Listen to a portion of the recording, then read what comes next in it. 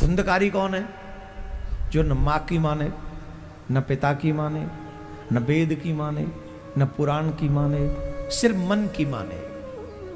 किसकी माने? अपने मन की जो माने और मनमानी जो करे वही धुंधकारी है।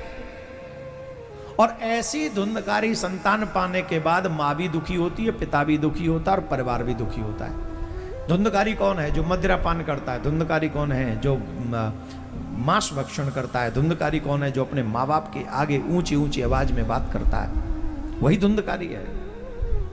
धुंधकारी कौन है? जो वैश्यागमन करे। धुंधकारी कौन है? जो जुआ खेले। ये सारे लक्षण धुंधकारी के हैं। बड़ों का, जो सम्माननीय लोग हैं, उनका भी अनादर करे। अपने माँ बाप का अपमान करना, ये क्या है? कितने लोग ऐसे, आप ही के घरों में एक आध बच्चा ऐसा होगा जो माँ बाप के आगे ऊंची ऊंची आवाज में बात करता है कि नहीं? वो कौन है? वो धुंधकारी है।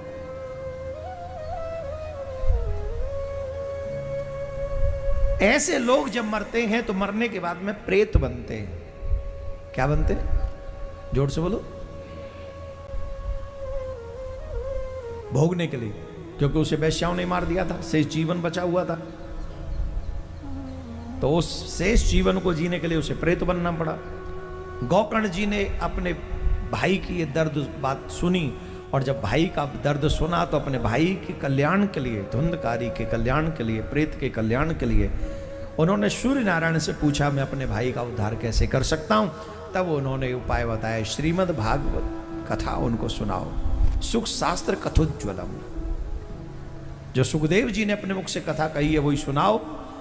तो उसमें 7 गांठ का बांस वहां था। उसमें आके कई लोग तो ऐसे होते, जब कथा होती है ना तो कहते बांस गाड़ देते हैं। बोले इससे पता चलेगा क्या हमारे पितर तरे कि नहीं तरे।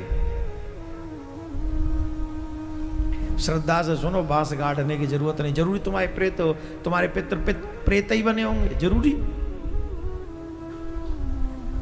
वो तो चलो प्रेत बन गए हो तो बांस में आके बैठ जाएंगे, और प्रेत न बने हो तो फिर कहां बैठेंगे? अपने मन की ग्रंथियों को, 7 ग्रंथियों को काटो।